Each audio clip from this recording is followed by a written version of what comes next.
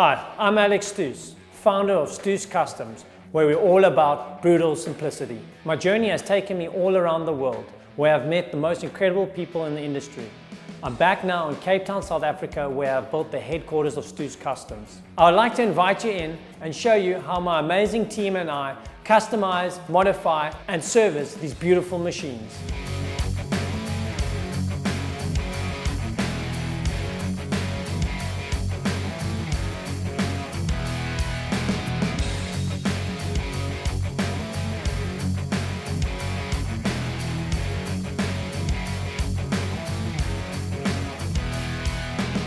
How's it guys? Welcome back to another episode of Stoos Crafted. In this episode we'll be finishing off the Indian. A Porsche-loving client brings in a BMW R9T racer and gives me a blank canvas to create a one-of-a-kind Stoos Customs cafe racer. I get up before dawn to discover what goes into making the most delicious artisanal baked goods at Jason Bakery. And finally, head to the Winelands where I chat to Bertus Basson about the craft behind his success in all these restaurants. We give you a glimpse of what the guys are up to in the workshop. So, sit back, relax, and enjoy the show.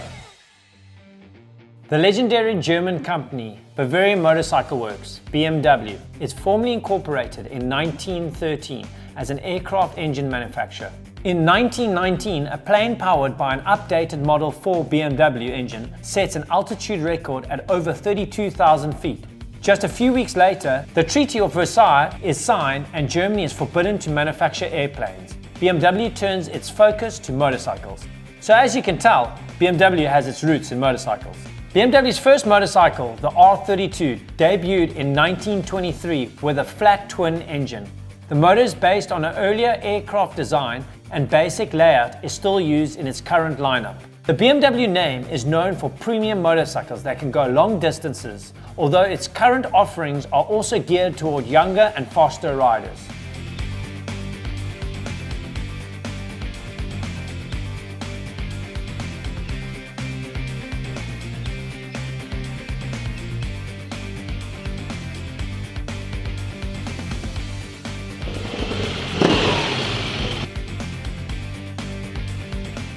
Just arrived. Yes, man. Good old high pool. No way. Jeez. Ah! So these are the new Olands that have just arrived for the R9T build. At the moment now it's quite difficult to get Oland suspension. So what we've got to do now this is just the beginning. We're going to now design and manufacture our own triple clamps, but we're super stoked to get our hands on these bad boys. Hey guys, what we've got here is the triple clamp for the BMW R9T. So what I've got here is the basic concept or the outline with which I'm going to work with, and we have started a new culture of putting the speedometers into the triple clamp. So over here you can see that I've basically created a solid model which I would be chopping and crafting to basically be sporty for the bike.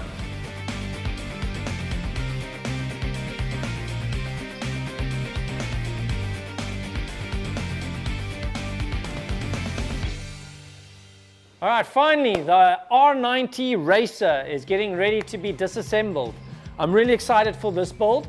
So the guy races Porsches in America, so the big thing for him was handling. So we're going to do a lot of suspension upgrade to this bad boy. We're going to strip down the fairing. We're going to design and manufacture exhaust out of 316 stainless. And because he races Porsches, the end cap on the older Porsches is quite iconic. So we're going to incorporate that onto the build. But like I mentioned, the suspension is the biggest key on the build. And we've ordered this insane set of Oland suspension. So here we go, the Olands. These are a thing of beauty. So we're going to design and manufacture our own triple clamps. We also have to design and manufacture our own caliper mounts. So the biggest challenge will be designing the triple clamps, and I'm really excited to get on to manufacturing these exhausts, which I'll start next week.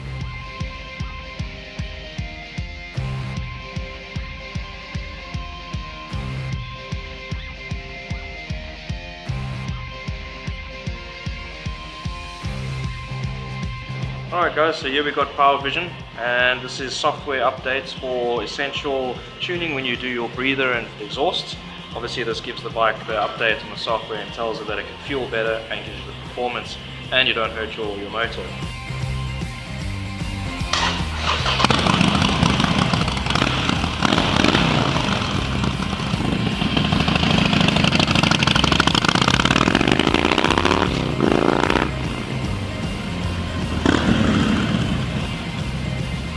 Just got back from a test ride, just riding like a dream, much more responsive, more power, and nice and smooth as well, even riding at highway speeds.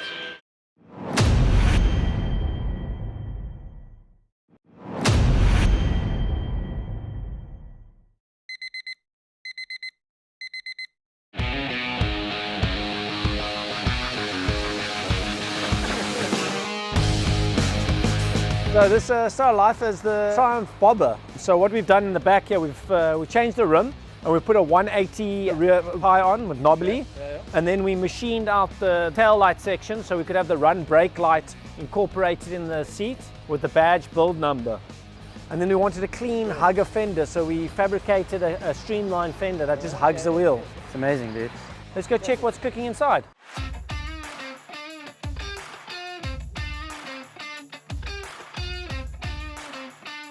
Thank you for having us and showing us what's involved behind the early hours of crafting delicious goods. So the day usually starts at about between 3 and 4 a.m. The customers are expecting a certain amount of goods. Yes. We bake today for today, so everything's made fresh. Some items take us 3 to 4 days to produce. We don't put any preservatives or enzymes or dough improvers or anything, so it's the natural product. And that's why it's so important to try and calculate how busy you're going to be for the day. Exactly, and you get to gauge it, but sometimes you just get taken out completely.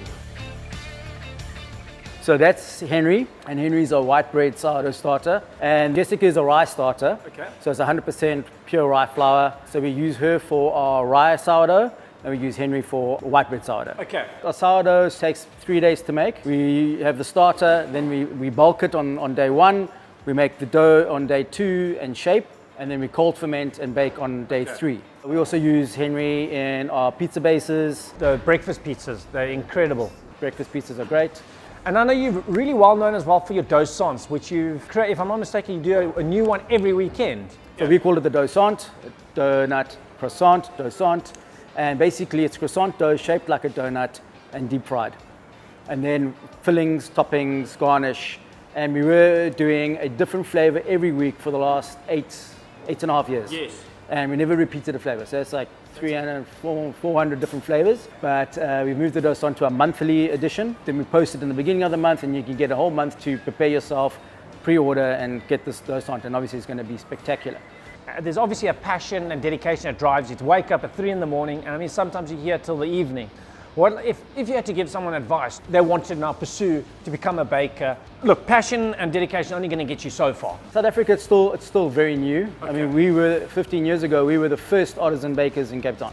Yes. In Europe, you've got 5, 6, 7 generations. Yes. You know, so this craft of baking bread is fairly new, even though it's the oldest style of baking bread. So it's, as I was saying, it's relatively new. There's not a lot of bread courses. And apprenticeship seems to have kind of fallen away these days. The youth these days, you know, they study a month pastry course and then come here and want to be the head pastry chef or the head baker. But then also during lockdown, everyone became a sourdough expert. So but you guys have kind of built an institution, if you want to call it. So you've created a style. Like I've got my style of how I build a bike and assemble a bike.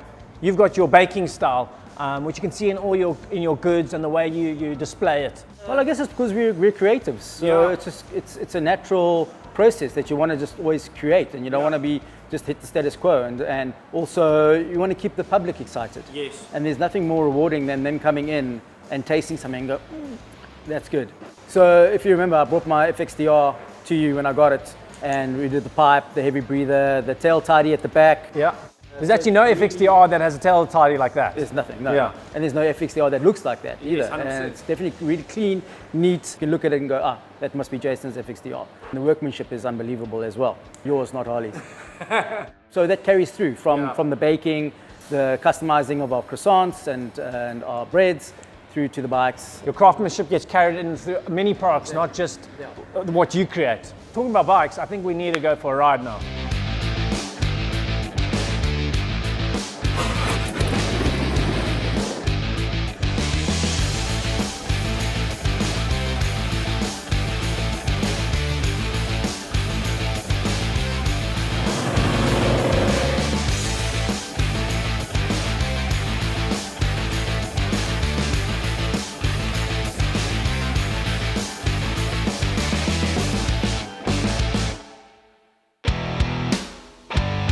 What we're busy with now, I'm just cleaning up the wiring.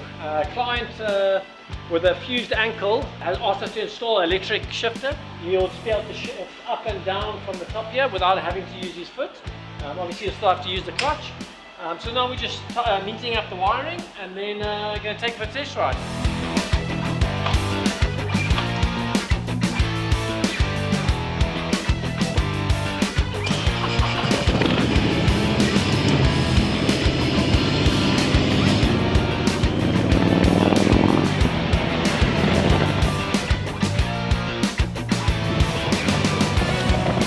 Riding sweet, shifting nicely through all the gears. Just got to do one or two little adjustments and then she's ready to hit the road again.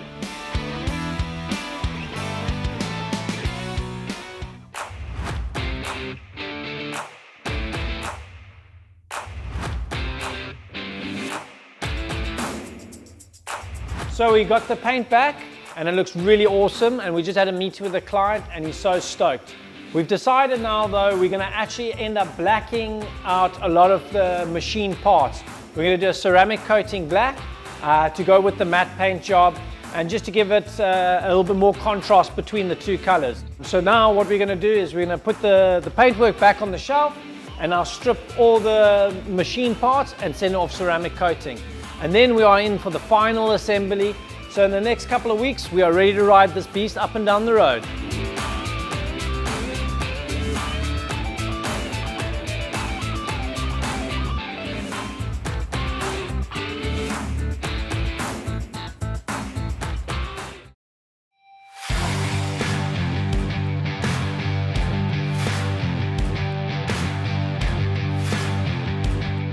So the Indian, it's been quite a special build for us. It's our first Indian that we have been given. So we're really excited about this project. No expense or parts were spared on this build. All the way from the carbon fiber wheels from BST, the suspension upgrade, the performance exhaust. One of my favorite features is the scallop tank we've done with a sunken in speedo, dual calipers for extra braking. So not only does it have full-on performance on the engine, but also you can stop when needed. So the client had a request for the scallops in the tank. He wanted his kids' names inserted on the tank. So we got the one kid on the right and the other on the left, just to give it that extra special touch. Not only does it have performance, but it really looks badass, and I'm extremely proud to add this to the Stoos Customs build list.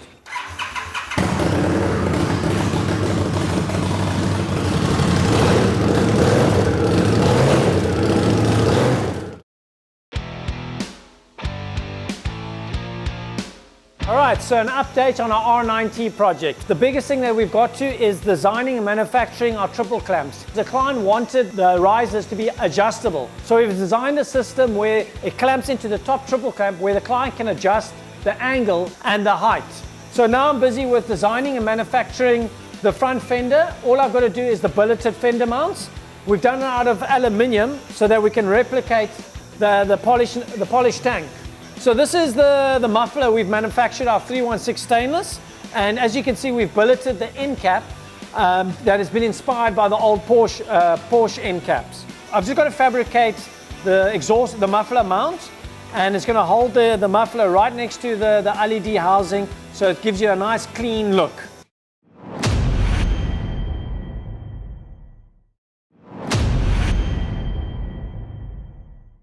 We're off to Stellenbosch now to check Bertus Basson's new creation, Clara's barn.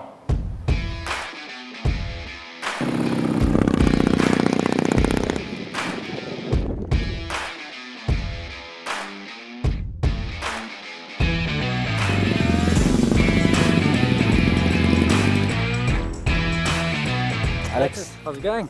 welcome to Clara's barn. Thank you for having us.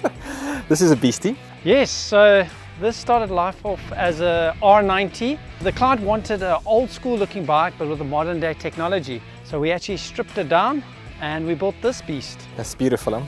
The one thing we did keep, just to give it that the R100 look, was the tank. Yeah. So this is actually off a 1982 R100. That's insane. Is she comfortable to ride? She is. She is a lot of fun to ride. Yeah, she's very pretty, yeah. This started life off as a solid block of aluminium, probably about 6.5 kilos, and then we machined it down, and then we did the spotlight to match it. Then we manufactured a set of crash bars, and we did a hugger front fender with the knobbly tires. And then in the back, we redesigned the subframe to take a pillion as well. And then as well, our foot pegs, the same as that you got on your Sporty. Yeah. That's cool. And the leather work? We actually got inspiration from the client's Gelandewagen. He'd sprayed in this color, so we did the color match, and then the interior we did the same brown, and then as well with the stitching on the seat. Listen, man, life goals is having a bike to match your car. 100%. It's an incredible bike. Alex, well done. Thank you. And your bad boy? Yeah, this is a 2016 Street Light. I use it as a daily rider. Yeah. And I go everywhere with it. And his name is Hell's Bells. Hell's Bells. Hell's Bells after the AC/DC tune. You know, Rolling Thunder, pouring rain. Yes. It's this guy. Oh, awesome. And it's also practical that you can throw your knives in and whatever you need to do to go to the restaurant. 100%. When I bought it, I chucked my aprons on the one side, my computer on the other side, knives in there. I go to work on it. And if the sun shines, I'm on the bike. Fantastic. Yeah. Should we go check what's Like happening let me go inside? show it we do, yeah.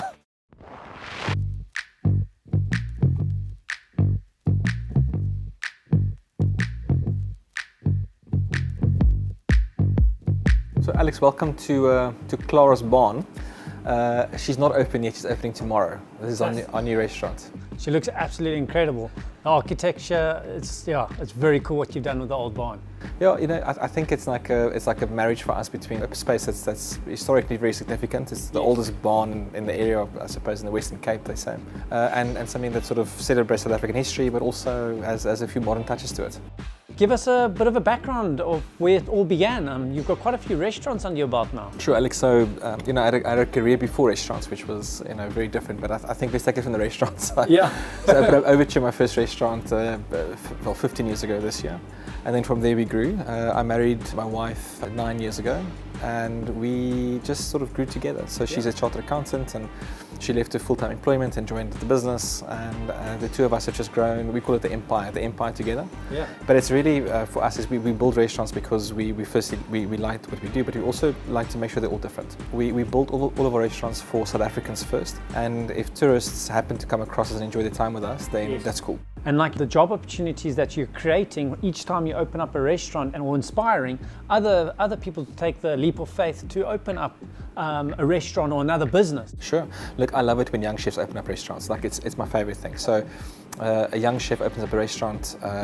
It's even better if they're self-funded. So they don't have, you know, they know they've got to work hard to make it work. The cooking in sort of chef-owned restaurants is always more inspired, more creative. You know, like, you know, the Ucks are really working to keep their heads above water, and it's really encouraging for our area. You know, the fact that there's new life constantly flowing in our industry. Obviously, you've got a passion for food, but is it the entrepreneurship what you're creating the driving force, or is food the byproduct? Yeah, it's a difficult question. You know what I mean? It's, you've got 7 restaurants, and now, like you're saying, is what drives you seeing other chefs making something of themselves. Business and entrepreneurship is one thing, but we understand that food for us is sort of everything. And you know, when you're a young chef, you think to yourself, sure, you know, I must be like European chef, and you know, I cook like this or cook like that. And then one day, you know, I just realized that I'm not European. Yeah. I'm South African. This is who I am, and this is where I'm from. There's no other way but to celebrate who you are through food. And it was probably the biggest revelation of my career, was just being South African. If you apply yourself and you become good at your craft, then you become valuable. Yeah. And when you become valuable, you become worth more. And if you work with the right people, they see the value in you. And that's why when you do run a business, I mean, you need to know everything, from how to serve, how to cook, to bake, everything. Because when it comes to a dish that's served, you need to know how to do it. If a staff member leaves you behind, you must jump in their space. Look, the one thing I can't work is the point of sale systems. So you're right. And you know, for us, for someone to be a good cook, they have to be balanced. Yeah. They've got to be able to work with meat, fish, vegetables. Yeah. For a very long time, people thought, I suppose the same as mechanics. Oh, that guy's not so clever. Let's dump him in the mechanic shop, or let's dump him in the kitchen, and he'll be okay. So yeah, so over time it's become a specialized job, and we require, there's a lot more facets to it than people think there is. But it takes time for people to learn those skills of it. Yeah, 100%. Well, talking about all this food, I've built up quite an appetite. Yeah, man, today's cool. I've got a pistola, which is the back of beef, sirloin and rump together. We've dry aged for about 5 weeks. Sure. Take a bit off the bone, and we're going to cook it with a very simple, like, root vegetable and tongue sauce. So nothing too serious, but a good lunch nonetheless. Sounds good to me. Let's go take a look in the kitchen now.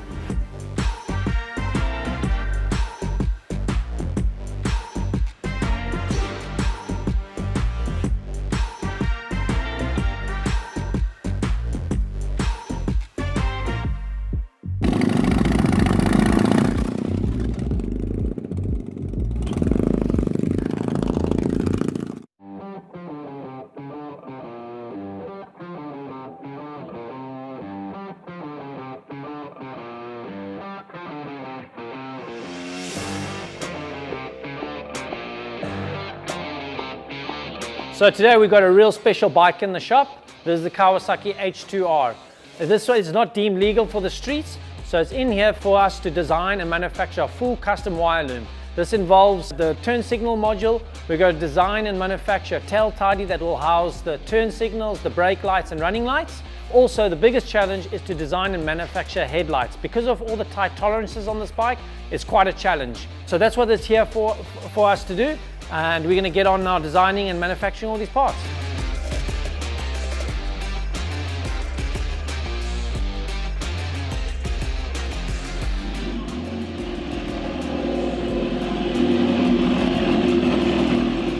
So we have just finished doing the street legal conversion to the H2R, and it looks really awesome. So I'll start off with the turn signals. We're running full Moto Gadget turn signals, which are super bright and they give a full 360 view. In the front, the biggest challenge was the headlights, but I think we did a good job on machining and incorporating the LED headlights with full high and low dim. We manufactured the number plate bracket that is easy detachable. This whole plate comes out with a Deutsch connector waterproof plug, so you can remove it. And it's got an auto cancelling, so after 10 seconds, the turn signals turn off by itself. It's been an awesome project for Stoos Customs.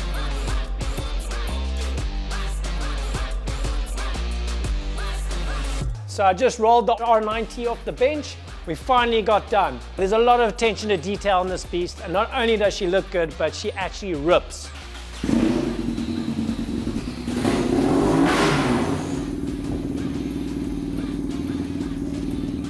What more could life offer?